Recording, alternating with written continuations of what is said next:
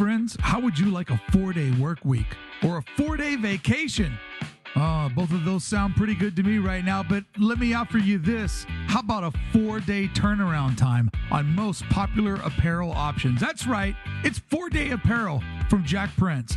No rush fees, no hassle, no BS, no problems. Jack Prince has got you taken care of in just 4 short days. That's right, the 4-day apparel. And we're not talking garbage tees. We're talking great stuff like the popular All Style, 1301, American Apparel, Next Level, Toltex, Gildan, and many, many others. If you need new shirts for your band or brand and you don't have time to wait for it, head over to jack.inc/4days and get your 4-day apparel, well, in 4 days. Oh, and that leaves so much more time for making sweet, sweet partying. Visit jackprince.com/circle of trust to save even more. You're listening to the AID Network. Coming to you live from the Saul Rosenberg Studios, broadcasting worldwide into all ships at sea, here comes another action-packed episode of Adventures in Design.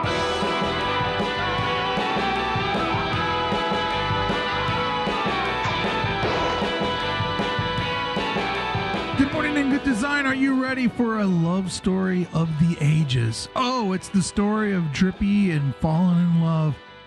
Drippy and in love.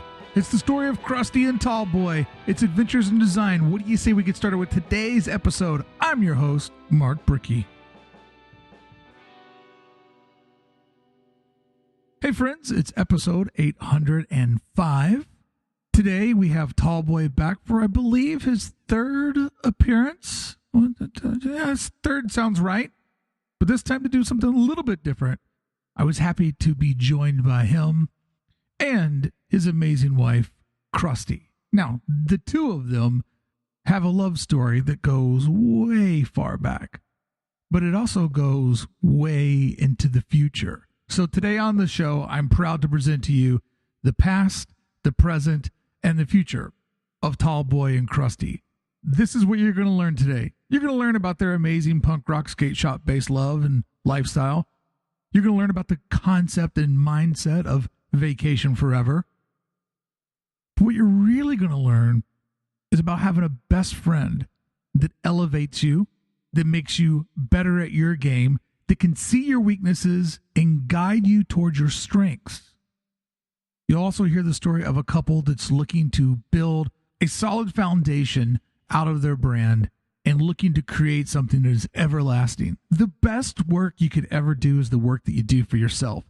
These two are on the path to eliminate clients, to eliminate all the dumb shit that weighs us down as creatives, and just focus on Night Watch Studios, which is primarily the artwork and merchandise designed by Tallboy and Krusty.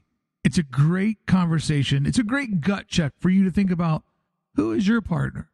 Are you blessed to have someone in your life that elevates you, realizes your strengths and help you build on them, and keeping you away from your own personal pitfalls? Today's episode might be an evaluation for you if you can't answer yes to those questions. Oh, let's not focus on the breaking up. Let's focus on the making the love between Krusty and Tallboy from Night Watch Studios. To hear today's complete episode, you'll make sure to go over to aidpodcast.com, become a member of the Circle of Trust, which will unlock the entire episode. But until we have to say goodbye, what do you say we get started? It's episode 805, Night Watch Studios.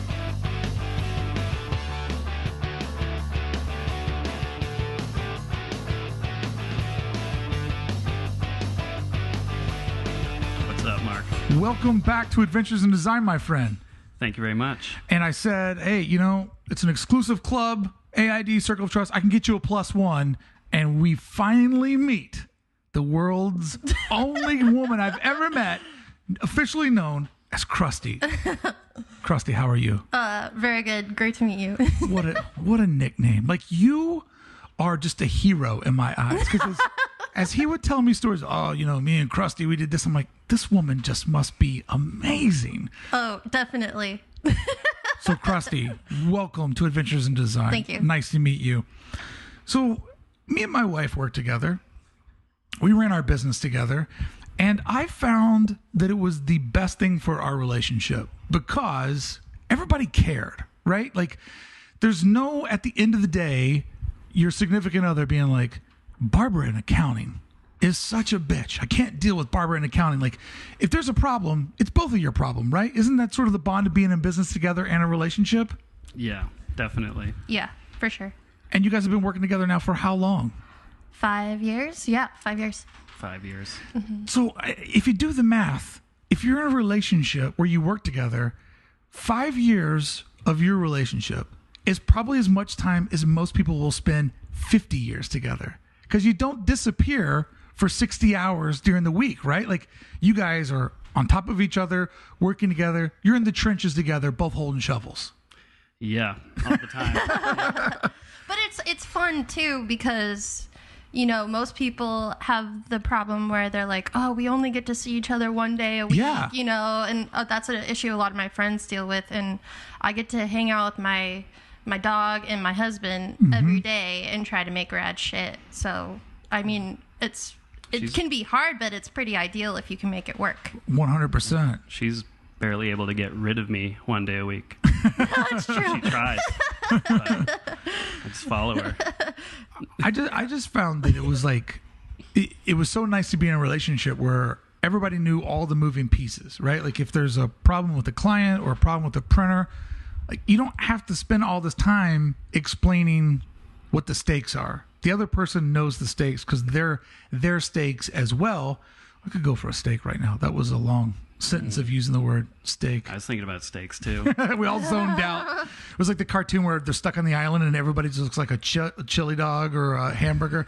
But, you know, when the stakes are together, the responsibility, the risk, the reward is all shared together. Like, I just found it to be really, really, I don't know, I just liked my whole life being a straight line. And then a lot of people, it just like, oh God, I can't wait to leave the house on Monday morning. I'm like, I don't know, man, I don't feel that vibe. Yeah, it's not for everybody. But, Yeah. People would kind of, in the past, like someone, I don't even remember who it was, but someone made a remark like, oh, that's a ballsy move, you two doing business together, because, you know, that kills a lot of relationships. But I don't know. It's Krusty is a very good communicator. So if there's something that's bugging her, she's always been really good at telling it to me. And I've gotten better at not getting my feelings hurt. I appreciate it. If I had a nickel for every time I was excited about an idea and I went into Beth's office and go, here's the fucking idea, and I like throw it to her and she goes, okay, I know you want to make that, but who would buy that? Cue sad Charlie Brown music, and then there's me walking down the hallway in our house with my feelings hurt because wives are really, really good at keeping it real and keeping it real to the point and just giving it, like, Beth is my greatest critic. She will give it to me hard and straight like nobody else will. And it sucks because, and I'm assuming you're the same way, she also happens to be the person that I want to impress the most in my entire universe. So it's the person that's willing to kick you in the dick the hardest, but it's also the person you're trying to, you know, make the happiest. Like, oh, fuck, I let Beth down. I let my whole universe down. Yes. Yeah. As the like person creating the graphics and making the art, I feel like the hardest part is getting it past Krusty. Because if it's not cool, she's like, dude, what are you doing? Like, Yeah, he's just trying to impress me. That's what everything is, basically. But that is, when you're a young guy, I'll let you in a secret, when you're a young guy, it's not that you really want to play rock and roll. You see rock and roll as a way to meet women. You know what I mean? Like, so it would make sense that if this is who he's trying to impress, like if it's all designed for you, I'm pretty sure John Lennon wrote every song to impress Yoko. You know what I mean? Like, not to call you Yoko, but I'm pretty sure, like, there's a motivation in everything that we do. But let me ask you this, Krusty. When you were a little girl, playing with your Barbie dolls and wanting to be a princess when you grow up, because that's what every girl wants to be, right? That's true. I did. I did. Where did you see yourself being professionally? Because I'm pretty sure running nightwatchstudios.com was not what you were thinking when you were 8 years old, playing with your what's a good Poochie? Remember Poochie? No. Poochie was a rad dog that had a lot of attitude that drove a convertible car. Simpsons. Oh yeah. More like Furby, right? With you. Oh, Furbies, yeah, or like Gigapets or that kind of thing. Oh, I just felt We're a so little younger than old. that. Yeah. Well, when I was 8, I wanted to be Alice in Wonderland at Disneyland. That was my goal. I'm listening. And, obviously that didn't happen. Some dreams get stomped out there along the road. But my next dream was to be I wanted to have an art gallery and be a curator. At 8? No. Like once I moved on from that whole princess shit, you Spoon fed by the man. right, shit. yeah, and then you like start listening to cool music, and you go to shows, and you like make friends, and start partying and stuff like that, and like you just get more exposed to different people and different stuff, and I think that's when, at least for me, my dream shifted into being a curator. So I always love asking all the guys I have on the show, like, who's the guy that got you on the path, right? There's always, every guy seems to have an older brother or a kid in the neighborhood or a kid at school. It's like, this is what skateboarding really is, or this is what punk sounds like. Who was the guy that got you on the path?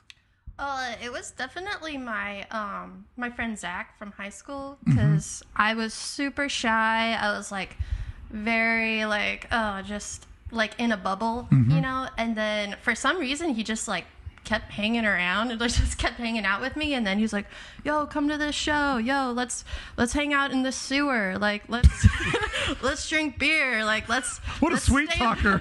we hung out in a lot of sewers. I thought it was so fun. And I'm imagining all this with you having the Mary Janes on, the white tights and the baby blue dress, like still following that Alice in Wonderland dream. Right, and then that kind of like we did we'd make videos. We did Krusty and Mitherland, which was kind of fun. Nice. Yeah, and like I didn't drink or party or anything at the time, and they're like, that's okay, we'll just stay up all night and get delirious, and I was like, oh, that's pretty cool. And Wow. then I was like, oh, that looks pretty fun to smoke weed. Can I do that with you guys? And they're like, hell yeah. But how old were you when all this was going on, when you were like sort of finding the underground? probably like 16 around that age. Yeah. And but yeah, it was just someone who I felt really cool, because being like a shy person, he was like, I really like you, like come hang out with me and my crew. It was the West Coast Scum was the crew. Yeah, I know how to pick them. She is such a keeper. What a keeper. We hung out in a sewer. I became one of the Scum Boys. Like everything worked out. We go like to drum circle. I like sneak out of my house, and then I just get like totally nude and just fucking pass out on the beach, and it was the shit. I had a lot of fun. Yeah. And it was all like with good friends who didn't put any like pressures that I wasn't into. So. And so living in this sort of off the grid way of thinking, like sort of the shifted mindset of, the underground, or however you want to phrase it. When in there did you start to see that there could be a career path for you, or that you were drawn to doing something different than, say, your average person? Well, I got really into art. I was just like really liked it because I worked at San Diego. It was like a surf, skate, snow shop, and I really liked all like the apparel and the skateboards and just like the whole culture around it. So that was my first job, and I worked there for like 3 years. So I was kind of exposed to that type of art, and then through that you start finding the artists that you like. And also, I really like the curator, Aaron Rose, and I like wrote him a letter that I never sent him and stuff like that. And Nice. even I would like contact artists and be like, hey, I'm going to be a curator someday. I really want you to be in my gallery. And some of them would be like, that's fucking awesome. Like, check this out. This is what I'm working on. So I like kind of connected with people. And Chris was also, I met him when I was 17. And I thought that he was super cool, and I wanted him to be in my gallery. Because he is super cool. I mean, he's wearing a shirt where a fisherman's getting a blowjob. I mean, this is your prince in shining armor. Well, Krusty got me this year. So. It's all meant to be. Yeah. So you're in that world. You're reaching out to artists. You're sort of laying down tracks. When you guys meet each other, what were you doing for work? Well, I was still in high school when we met each other. No shit. I was 17, and I was like, I'm gonna be 18 soon. And She kept saying, I'm going to be 18 next week. So I'm like, Next week would roll by. You had that birthday gift sitting over there in the corner. Next week. Yeah, well, so my girlfriend Helen and my friend Zach were like, hey, we're gonna go to I'm from San Diego, and they're like, hey, my sister's going to college out there, like you should come party with us for the weekend and go to Boston. I think you'd really like it. I was like, dude, there's no way my mom would let me go to Boston. Like, she doesn't know your sister. Like, I'm not supposed to even drink or anything like that. And she's like, yeah, just figure it out. I was like, okay. And then, so I told my mom I was going to go to Texas to visit my dad. And instead, I went to Boston to party for the weekend. He was totally down for it, too, because they don't really get along. But, What a dynamic. yeah, it worked out for me in that sense. And then, so I get to the party, and Chris and all his friends are there, and Chris is Tallboy, by the way, if you get lost in the story. Tallboy, yeah, sorry. I'll call him Tallboy from now on. That might have been before I started writing Tallboy on stuff. Yeah, he was like, he was this gangly 20-year-old, and he was like drawing an alien on a napkin, and I was like, oh my God, that's the hottest guy I've ever seen. I was like totally starstruck. I was like, I can never talk to that guy. And then, couple of beer bongs later. Yeah.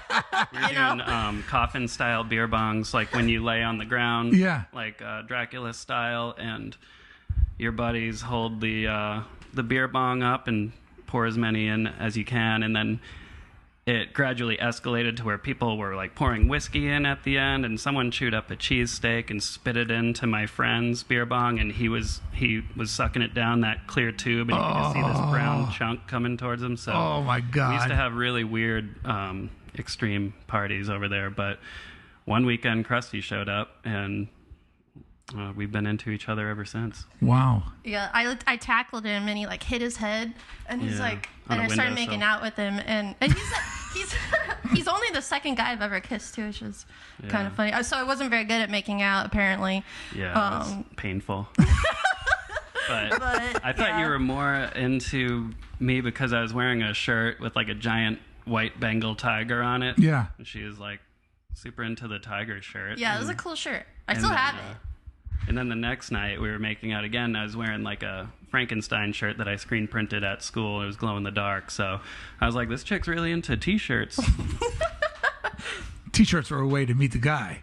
They're a conversation starter. I know this one. Really are, I know this one. Yeah. So you're 17, you're 20. How many years ago was that? I'm 29 now. Yeah, I'm 31. So 11 years. Yeah. Wow. And we became like pen pals after that. Like she went back to San Diego. I was in Finished Boston. high school. Yeah. What a story. Yeah. And then she'd send me weird shit in the mail. Like she sent me a fake ID of this like old lady named Margarita Cooch. And my mom went through my mail and read the letters Krusty was writing me, and with that fake ID in there, my mom thought I was like romantically involved with some like old fat lady named Margarita Cooch, and my mom was freaked out. She actually confronted me about it, and then I just said, why are you going through my mail? Yeah. What was mom doing? But Mom's rules. I could understand. I could understand mom being confused. Like, I don't want my baby falling in love with Margarita Cooch, who's trying to steal my little baby out of the nest. Exactly. Well, I'd sign like freaked out. as like Large Marge or M Couch or Margaret Retarded or something like that. I don't know. It was a different time. Yeah. It was a different time. Yeah, different word. But you were also really into the band X, I remember. Oh, yeah, and yeah. Exene Cervanka, I'd say, was like probably a huge influence on you. Yeah, she does like really bitching collages and stuff like that. And when I graduated high school, I went to her art show in Culver City, and I was just like, wow, this is the shit. And like I do collages, and she definitely super influenced that type of thing. That is a unusual pick for a girl of your age, of your time period, to know who X is and to dig deep into the members and all that stuff. I mean, that goes to show that you weren't just like surface level. Like, you found this world and you were digging into it down to its roots. Yeah, I think that's like something I have a lot of fun doing with music, with art, with all. There's just a vortex of cool shit out there, and I want to absorb as much of it as possible. That really makes me happy because, being just a little bit older than you guys, it used to be you kind of had to find the older guy to tell you things, right? And so it was this age of discovery where, the way that I fell into my first punk rock concert in 1989 is just completely backwards. Like, a friend of a friend takes you there, and one week we went to this place and we saw Pantera play, and that was rad. So we went back to that same place the following Friday, and like Agnostic Front was playing, and then that just blew my mind, and Forever Life is Different. And I always wonder, does the internet, the connectivity of things, does it ruin the age of discovery because it's all right there for you? And I always want to know, like, is there still a generation of people that are like, I found this song, I found this record, who are those people, what is their life like? And so you were able to just use the new world as a tool to get deeper faster, right? I think so. That's great. I think that, it's as much as it's up to you what you want to find, And another thing that really influenced me was the Cramps. And the Cramps, once you start listening to them, you're like, oh, a lot of their songs are just covers of older songs. Right. And then you go into this other vortex of like cool oldies, weirdo. Just weird old songs. Yeah. So, I think that. I mean, that's how I found the Misfits, because Metallica covered them in the garage days. Yeah. I'm like, these lyrics are way different than everything else, and that's when I realized it was a bunch of covers in the garage days, and then you go back to the Misfits, and you're like, holy shit, and it's just this weird spider web. And I think that's kind of the art, is you cover a band that not only you respect musically, but you want your fans to understand what your roots are, and it's rad. You like walked right into that trap and just started going deeper and deeper and deeper in. But still, even for your age, like the Cramps is kind of like a wild thing for you to get into. Oh, they were my shit. Yeah. Yeah. I don't know. I guess that's just what I liked. I never got to see them, did you? Nah, but I have a friend that saw them. Yeah, a bunch of friends went down to New York to see them, and I didn't go for some reason. I couldn't go, but then like Lux Interior died like super soon after that. But they said it was crazy, a bunch of weirdos and naked people. I had just a shitty job, not the same, but I had a shitty job, and I balked on going to see Nirvana play. Wow. And I just didn't go because I'm like, well, it's a Tuesday night and it's in Columbus, Ohio. And by the time you drive there and you drive back, it just was like, it just sounds like a hassle. I'll see him some other time. Yeah. Another time never fucking happened because I didn't know the guy was going to die. It's like I should have went and just risked it all for rock and roll. But sometimes, whatever, even when you're a punk rocker, you still have conservative decisions that you end up regretting your whole life. So for you guys, you work together. You obviously have something here that was meant to be, like just sort of a vibe that just was together when you first met each other. What was the moment when you actually started working together? Like, what was the moment when you're like, hey, like I've got more going on than I can handle. Maybe you could help me out with this. Like, was there a plan, or did you just slip into it backwards? I would say when we started doing Night Watch Scene, that was the beginnings of us working together. We had dreams of having a gallery and all this stuff, but like no money. So we're like, well, the easiest form to showcase art is a zine. So we started doing that. Yeah, you started that together. Yes, that's great. Yeah, we were. You had a job at a brewery that kind of fell through, and then I was working at a print shop in Austin, and we were both kind of in these like limbo situations. And we were just doing the zine for fun at that time, but the following kept growing and people kept ordering. So we were like, our rent was like under $700 for a little house in Austin at the time. So we were like what you're paying here in Portland. Oh yeah. So we had the opportunity to at least try to make it happen, and we learned a lot, and made it work and still do it. I've learned from doing this that those in-between moments in life, you can go two ways. You can feel defeated that the thing that you were supposed to do fell apart, or you can always use those in-between moments as like, okay, life has given me the direction to re-steer this energy somewhere. And a lot of people have built a lot of really great things off of those weird in-between moments.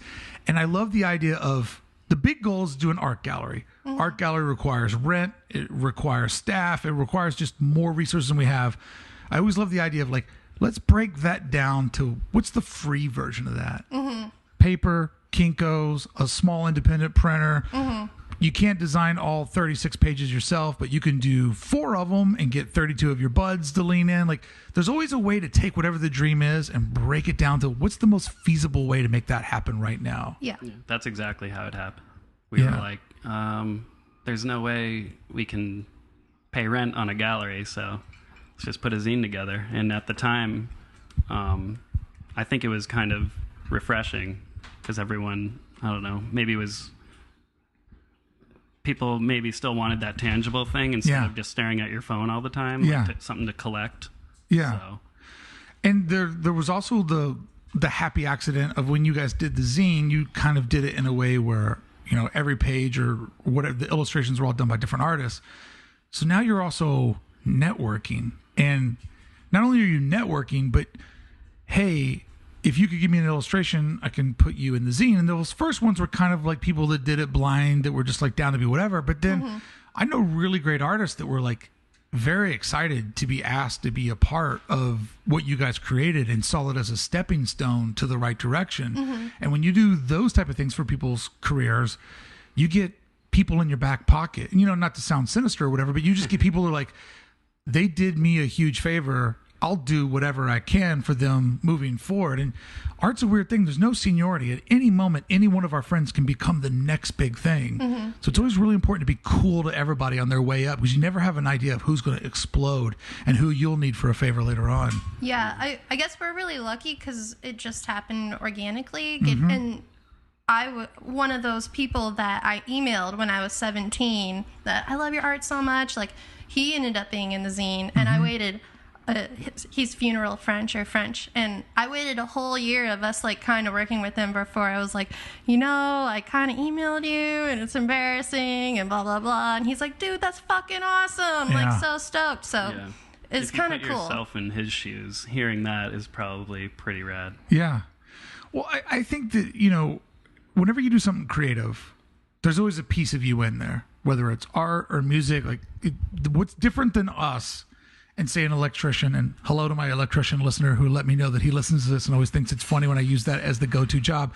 But an electrician, he goes to work. There's a way that the electricity runs. He clocks out. You know, when the house has all of its wiring in it, he's done.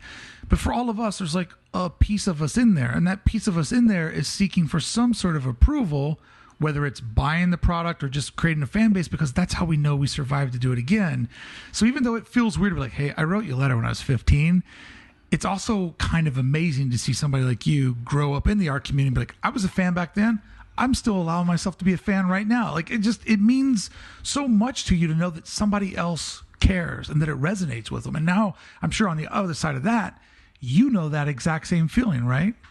Yeah, I've had some people reach out and like, you know, be stoked and stuff, and you're like, oh wow, like you don't think about it because you're constantly just thinking about your next thing, the next thing you're working on, you know, and like very focused. But then when someone takes the time to be like, hey, like you influenced me, or I'm stoked on you, or anything like that, it's like, oh wow, that's fucking awesome. It's so hard to see your own influence because all you see, you know, it's like you just see everything through your eyes, so you have no idea what it looks like across the street. And then, you know, people will tell you what it means to you, and you're just like, oh, I knew I was making a podcast, but I didn't know I was doing that for you. I mean, I didn't even know who you were, and to now know how I've been a part of your journey, like it's mind blowing, and sometimes it makes you go numb. Yeah, you know, you're like, I can't even handle. It can be a little overwhelming sometimes. Yes. Like when the zine was super popular, we had to keep in mind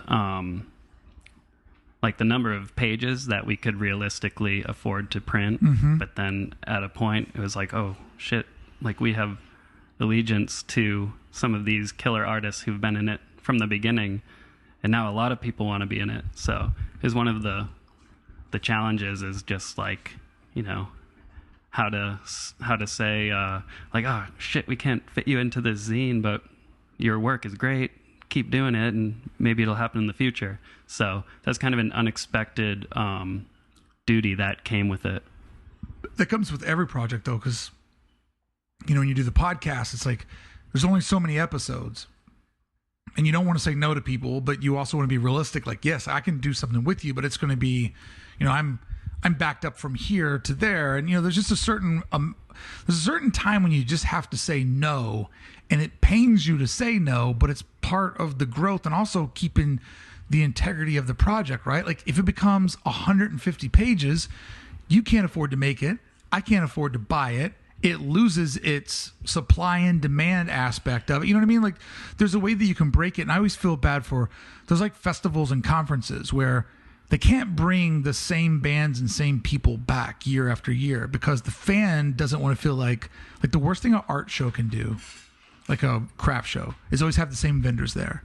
Because after 3 years, people are like, we go to this thing every year in San Francisco. It's always the same people selling the same stuff. We don't need to go this year.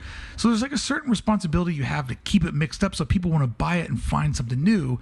That doesn't make it hurt any less when you got to tell somebody like, hey, I know you helped us build this thing, but we're just maxed out for this issue. Like, that sucks on both sides. Yeah, and so, what we thought would be the evolution of, from the zine, we did a lot of screen printing at the time.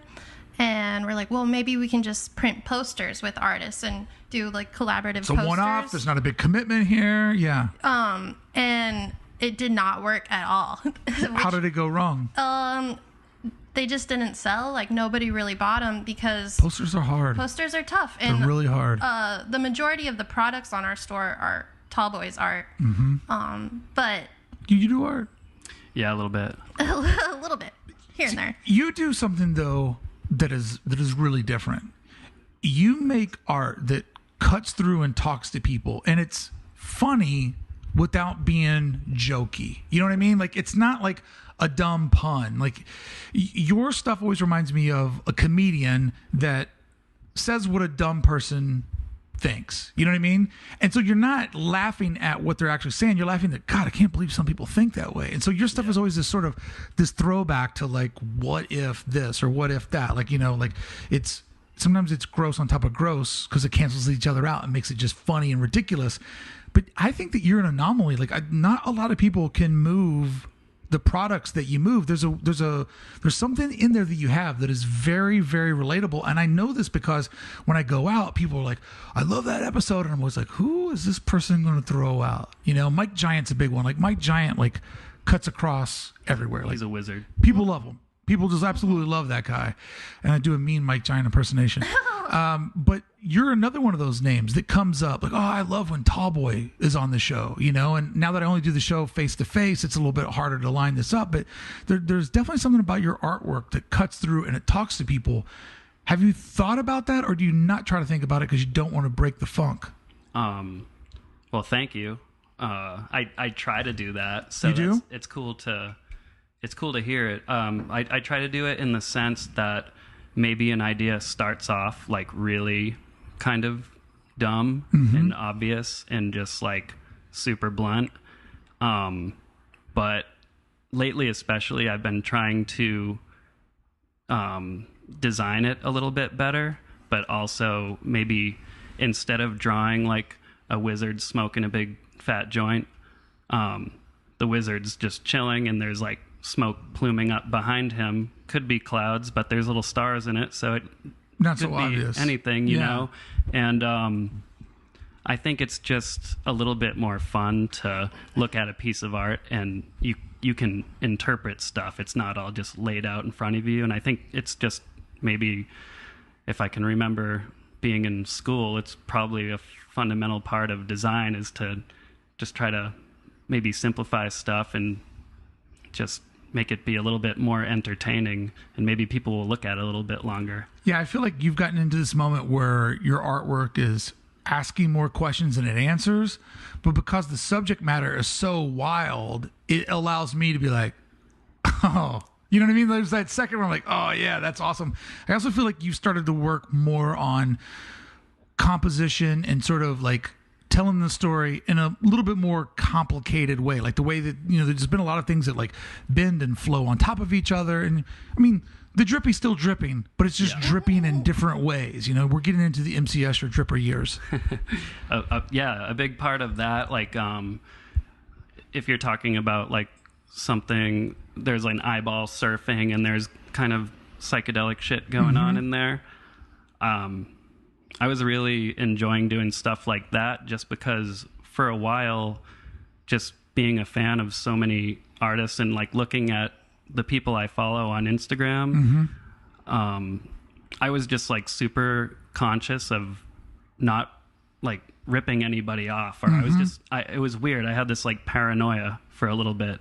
Like I gotta really keep in mind to just try to stay original. So I was like, if I abstract some stuff a little bit more, it can be a little bit psychedelic, but also being a fan of comics, maybe it can have a narrative in there and just kind of blob together.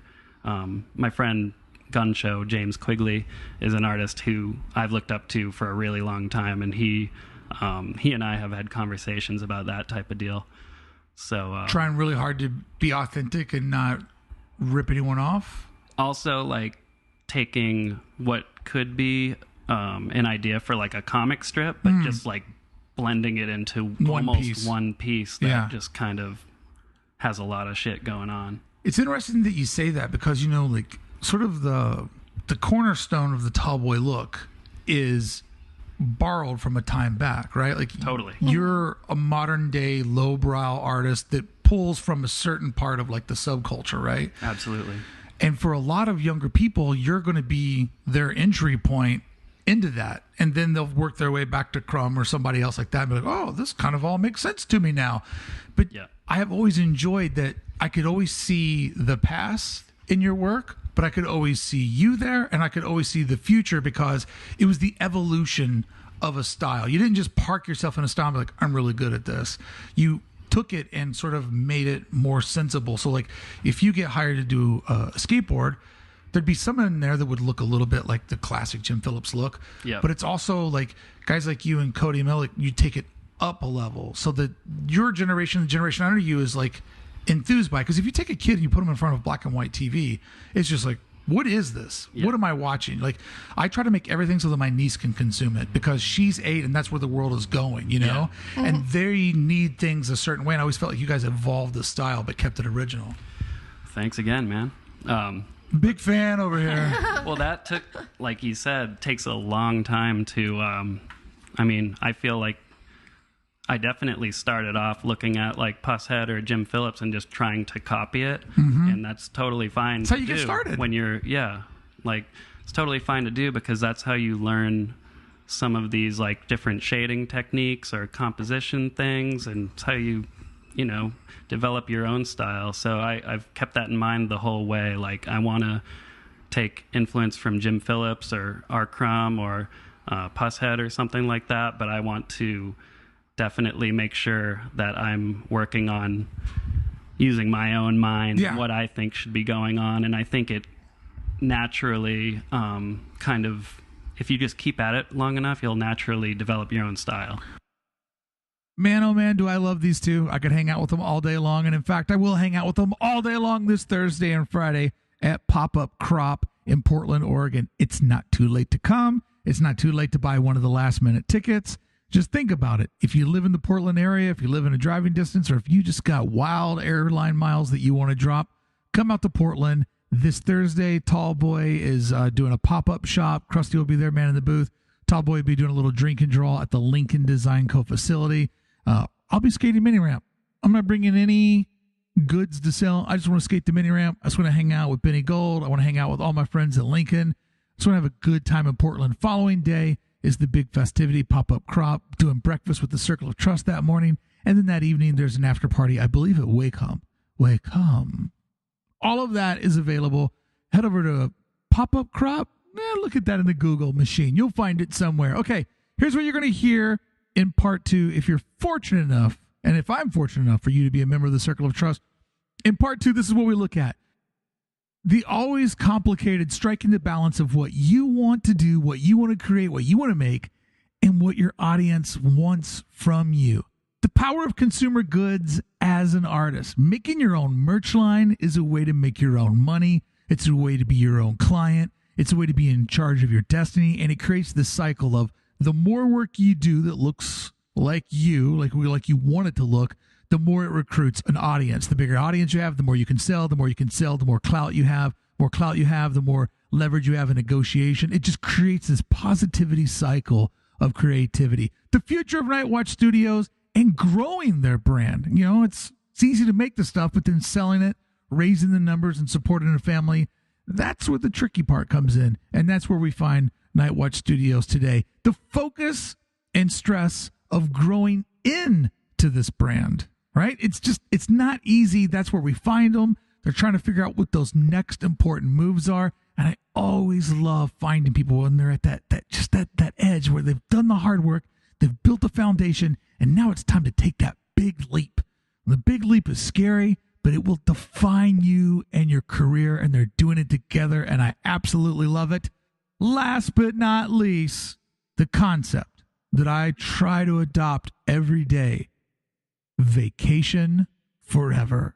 Just think about it. Think about living your life under the mindset of vacation forever. And that's what they do. And that's what I'll be able to do if you head over to AIDpodcast.com, become a member of the Circle of Trust to hear the complete episode. We've got 800 of these in the archives. Conversations just like this one between creative folks trying to figure out how to make it happen. And it's all there for you when you sign up and support the show and help it grow. What do you say we can start with part 2? I got a teaser for you. Don't worry. I'm not going to leave you here. I got a teaser for you, but to hear it all, you got to go to AIDpodcast.com. It's Night Watch Studios on AID 805. It's a big number. You know, now that I'm a big car guy, after my big Gambler 500 race. Geo, right? Yeah, big Geo Metro guy. We're looking at doing it next year with a PT Cruiser. Yeah. With flames, Needs please. flames. Well, we were talking last night. Dan and I were looking at PT Cruisers and like literally sketching out how could we turn a PT Cruiser into ZZ Top's Eliminator.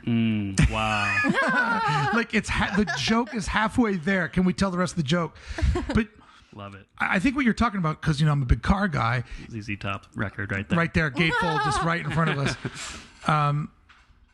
Sort of. The heroes that you look up to are the chassis. You know, like that's the basis of the car. It's the part that goes on top, the body, the recognizable part that you work your whole life to make customized, to make it to you. But it's built on that structure of standing on the shoulders of giants, you know, of your heroes. And you're absolutely right, because you start tracing. Tracing teaches you how to draw. Drawing inspired by gives you the muscle memory. And then you just start down the path of like literally creating your own bag of tricks where you realize like, oh, vomit bends better to the right. And circle objects are always great because the vomit can rip off the backside of it. Like you just start to develop your own bag of tricks. And it's like, you'd be foolish to think that you could just pick up a pencil and create your own original way of storytelling, or like it just everyone is an inch closer to where you're ultimately going, right? Yes, absolutely. Krusty, Yes. you sell this stuff. Yeah. You manage the website. Like Right. Night Watch has evolved into a merchandise store with our star artist, who happens to be your husband and business partner, the one and only Tallboy. Mm-hmm. He's one of my favorite artists too. He is. When you sell it and you see what he can create that moves the needle, how often do you give that feedback over to him, or are you always worried to mess with the artist's ego? Like, is it just like straight data all the time, or do you try to protect him? Like, what's the flow? Because in a way, you're kind of not only running the retail, but you're also the manager and the agent and the booker, the showkeeper, the promoter, the big boss man. Yeah. You got a lot of titles over here. Yeah, definitely. And this part of the brain is very fragile. I'm curious, how does the information get from you to him? I know all these things. Yeah. Well, certain things I'll just leave out if I don't think it's going to be productive. Yeah. The silent treatment. I think that's what they call it. No. Like, I just won't tell you something if it's going to annoy you. Oh, yeah. Thank you. Sometimes you just don't need to hear stuff. But Yeah. I do like to, if there are people who are giving me positive feedback, either on Instagram or through email communication or the newsletter, it's like, it's always good to hear when someone tells you, like, hey, man, I fucking love what you do. You're awesome. And, Right. I think that's really good encouragement to have. And one thing that I've always really admired about Chris is, and I think even something that he works on, is he doesn't have a big ego. I've always... Like, he's always like, I can get better. I want to get better. He's always working towards a goal of... He realizes that once you think that you're the best or you're king shit or something, you're just going to stop trying. And so I think that's one thing I don't worry about with him, is the ego factor or anything like that. I just want to keep him motivated and knowing that people dig what he's doing. Yeah. Yeah, because the creative ego is very fragile. Yeah. Mm-hmm. And, we did a survey 2 years ago or a year ago where we gave away an iPad Pro, and my agent put like a thing in there, like, what would you do different, or what would you want to see different? And I read like 5 of them. I'm like, nope.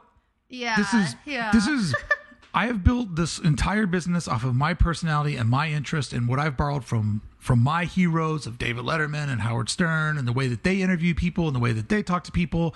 And I've done it so long that now it's like I can see my own style developing. And it's just like, until you've had the job or held the pencil or paid your bills with it, believe me, every fan is entitled to their opinion. And God bless them for even caring enough to have an opinion. I just don't need that rolling around in my brain. No, yeah, for sure. And my wife was always like, you should do a thing when people cancel their subscription, they could tell you why. I'm like, Beth, that would kill the project in about a week. Yeah. You talk too much. Well, how am I not supposed to talk too much? Some people don't talk back to me, and I got an hour to fill. What am I supposed to do? Be like, all right, well, I just set you up for 3 minutes. You said a one-word answer. So we're going to just sit here and stare at each other for the next 58 minutes? Yeah, that sounds brutal. There's feedback. Like, everyone's entitled to give feedback, but you're also entitled to do whatever you want with that feedback. And if it's not true to your vision, this is your shit, man. Well, you also don't want to be like, if somebody told you, I really like your stuff, but enough with the eyeballs. Yeah. When you're working on something and you're like, dude, an eyeball fits in here perfectly. An eyeball is one of the tricks you have up your sleeve. But then all you're ever going to hear is that, another fucking eyeball. Way to cop out, tall boy. You're not even that tall. I'm 6'4". I'm taller than you. I look down, I'm tall boy. Stick another eyeball in there, asshole. You start hearing that guy, and you're like, fuck. Now what do I do? Do I put a sun in here or an olive? Like, what's going to fit? Yeah, that's when you just do a full 24 by 36 poster of all eyeballs. I will show you. Sometimes I have to tell them to chill with the toilets. Like, yeah. Let's, we do have to sell this. Not everyone wants to wear a toilet on their shirt, But yeah. Well, I've probably done one poster with a toilet on it, but I come to Krusty with like an idea with a toilet like way too often. Right. And she's like, dude, no one's wearing a fucking toilet shirt. But I think I have one more in me. Oh God. I mean, that is part of it, though, is that as the person that is the keeper of the gate, you're sort of the in between the customer and the artwork. You have an idea of like, yeah, I know that's really rad. Maybe that's a patch, or maybe that's a print. There's certain jokes go certain places, but the T-shirt is really hard because people identify with the shirt. One might even say that a 20-year-old guy might buy a shirt that a 17-year-old girl will come up to him and talk about that exact shirt. Like, I like your white tiger. You want to be the second guy I ever made out with. There's no questions. It was just my head hitting the windowsill. Shocked. Man, what a time to be alive. But yeah, the T-shirt thing is interesting because it's also, unless you're doing like a pre-order or something, it's a lot of money to invest into something that you think is a cool idea, but not everyone wants to wear on their shirt. So that's like another part of it's another challenge that I've been having a little bit more fun this past year. Just trying to maybe make T-shirt stuff a little bit, like thinking it through a little bit more, and maybe doing a couple of drafts and making shit more abstract. Like we just did a just passing through one with the Bigfoot, and he's farting, but a lot of people don't recognize that the cloud under him is a huge fart cloud. One person was even like, "Hey, it looks like he's farting." I was like, "Nailed it." Wow. Yeah, you want a cookie? Just kidding. When you create artwork, do you know ahead of time that it's going to be for a t-shirt, or do you just make it and then you guys look at it and go, patch, pen? I don't know if if it's ever even that well thought out. It'll just start with like a sketch. And lately I've been messing with the formula of starting super simple, and like with this wizard chilling against a mushroom says genius at work. I started super simple and then made like a vector file for embroidery, and then I started messing with shading and like more detail and stuff for possibly a t-shirt graphic.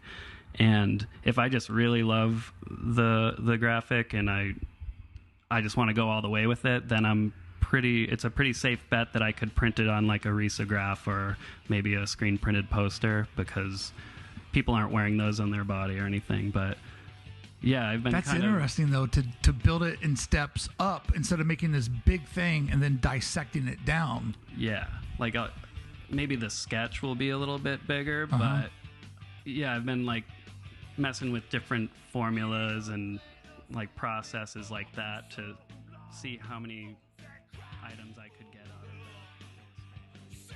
Thank you for listening to Adventures in Design podcast. To hear part 2 of today's episode, visit adventuresin.design. Click where it says Circle of Trust and help support the only daily talk show designed for creative professionals just like you. Thank you for listening. Good day and good design.